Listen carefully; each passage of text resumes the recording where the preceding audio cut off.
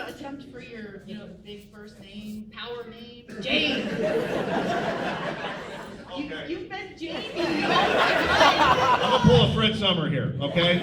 In the 7th grade, Brian Meyer said, Jamie Summers, that's a girl's name, so I changed it to James. Well, you've been Jamie all my life, so you're still Jamie to me.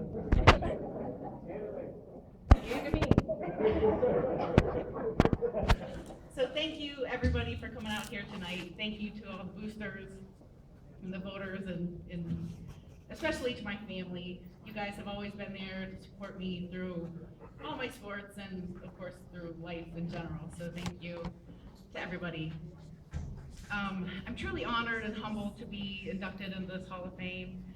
It's such an incredible experience, and to be recognized like this is really wonderful.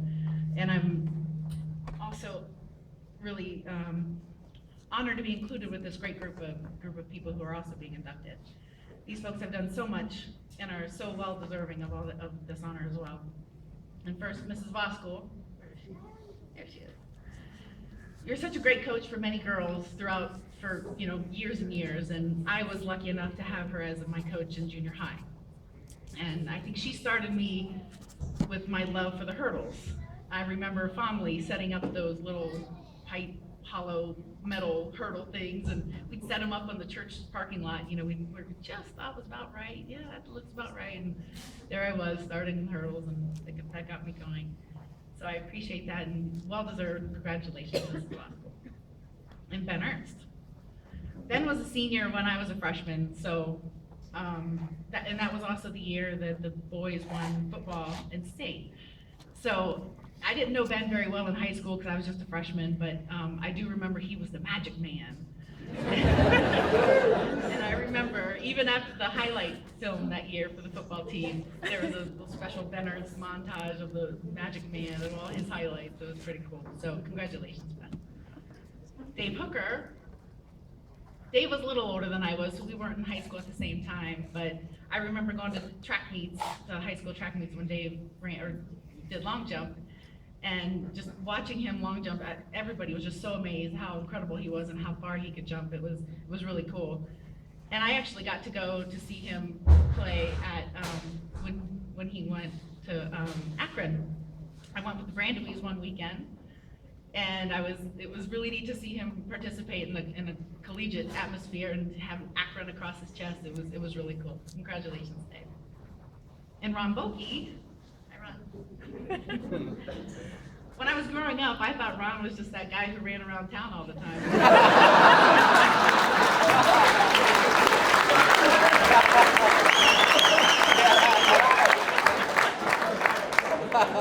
So I figured Ron must have been this great track athlete, and it turned out he was. I never witnessed any of your accomplishments, but I did Google you, and I found out that you rank 53rd for the MAC boys basketball all-time scorers with 1,107 career points. So, and that was without a three-point line. Thank you, Jamie. That's very impressive. So congratulations, Ron.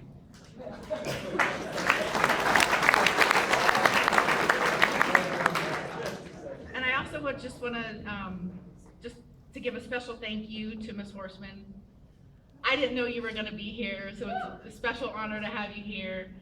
I'm thrilled to have her in the audience. And I ran track in high school for Ms. Horseman, and I had that honor. And she is just a legend, as everybody knows. Not just a track coach, she's a legend, Jamie.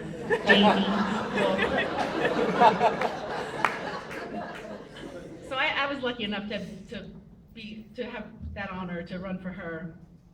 And whenever you mention Minster girls track, immediately everybody thinks of Ms. Horseman and just the legacy that she had. And I got to be a part of that, and I think that was really cool. She really is a legend. So thank you, Ms. Horseman, for always pushing me, even though you were tough sometimes, pretty much every time. But you helped me become a strong, tough girl, so thank you.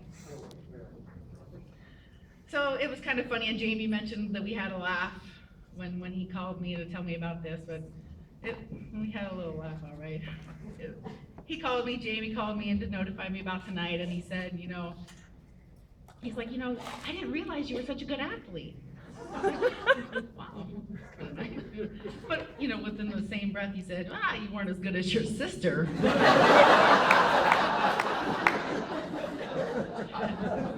He's right, but I did teach her everything. Don't you all forget that. But I gotta say, girls basketball, and really girls sports in general, have really changed throughout the years, and since I played basketball especially. We never had 3rd and 4th grade, 5th grade, camps or anything like that, or YMCA ball, or we didn't have any of that. And other than maybe goofing around at recess, playing basketball or playing horse in somebody's driveway, I really didn't even pick up a basketball until the 8th grade. So when I decided to join the team in the 8th grade, I remember Deb Smith was our coach, and she must have known that maybe there were a few of us that hadn't played before, so she gave us kind of a test. It was like a written sheet. And I remember she just wanted us to label certain things in the court or define some certain terms, and I saw some words on there that I had never seen before in my life. It was like pick, key, paint, press. I had no idea what those things were. So she was probably like, oh my gosh, what do we got here? But I learned them all, and of course I had to, I guess, and it all worked out. So, and then my freshman year was Nan Steckschote's first year as Minster's head coach. Where's Nan? I know. She's hiding. But in my opinion, that's when everything really started to change with girls basketball. Over the years, she brought girls basketball to life. Why are you shaking your head over there? But she's the one who started all the camps and all the things for the little ones, and it got everybody interested. And she really did get everybody in this community interested in basketball, in girls basketball anyway. So that's awesome. And I was one of the lucky ones to have the honor of playing for her. Best coach I've ever had in anything. Best coach, best teacher, best anything. Hands down. And yes, she was tough, for sure. And yes, she yelled, for sure. I may or may not have gone home after some practices, crying to my mom, I hate her. She's so mean. I want to quit. But she always said to me, she said, Erica, I yell because I care. And it's when I stop yelling is when you need to worry. And let me tell you, she must have cared a lot.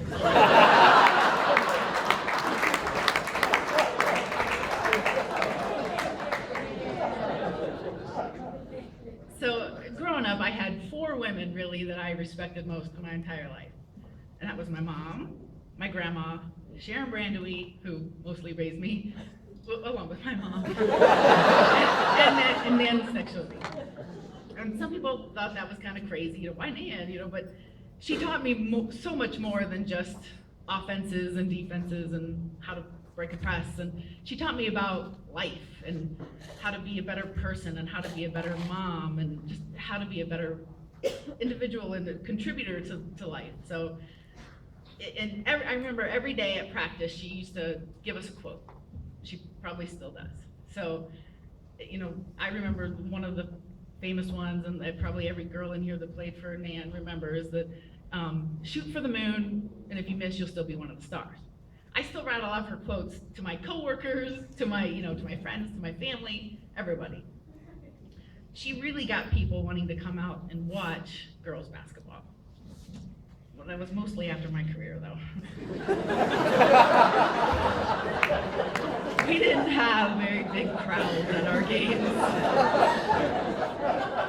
In fact, we counted our fans a lot of times, especially on the away games, and we were really, really excited if we got to double digits. That was our goal. Sometimes if we were at 9 on the edge, we would throw in the bus driver and count. Sometimes it was the horseman counter as a fan. We were up to 10. One time, I think it was against Houston. And we were at Houston's, and we were all excited. We got to 10. We were at double digits. We were so excited. Later in the game, Mark Brandewy got in a fight with one of the refs. He came to that Lincoln Park Brandon before I see one of the refs. But he got a little argument, and he got a little heated, and he got ejected. So we were down to 9. And then there was a time, Jamie Brandowy herself, Jamie Helmgren herself got ejected. Maybe y'all don't know about that one. She was guarding an inbound pass, and this girl, I think it was against Anna, and this girl threw the ball right at her gut, so Jamie decked her.